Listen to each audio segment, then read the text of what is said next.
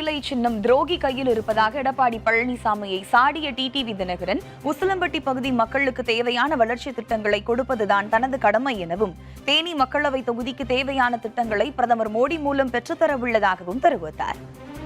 அதே இரட்டை இலை துரோகிகள் கையில் இருக்கிறதுனால ஆர்கே நகர் தொகுதி உங்களுக்கு தெரியும், அம்மா அவர்கள் தொகுதி. அம்மா அவர்கள் மறைவுக்கு பிறகு அங்கே அந்த கிடைத்த சின்னம் தான் அந்த குக்கர் சின்னம். அந்த குக்கர் சின்னம் தான் அங்கே உதயசூரியனை டெபாசிட் எடுக்க வச்சது.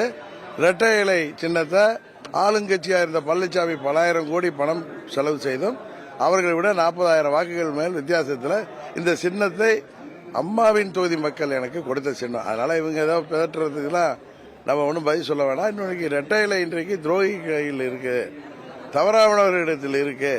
எம்ஜிஆருடைய சின்னம் PS வீரப்பாவிடமோ MN நம்பியாரிடமோ இருந்தால் எப்படியோ அப்படிதான் மக்கள் பார்க்கிறாங்க. அதாவது பலவீனம் ஆயிட்டு இருக்கு. இந்த பாராளுமன்ற தேர்தலில் உங்களுக்கு அது தெரிய வரும்.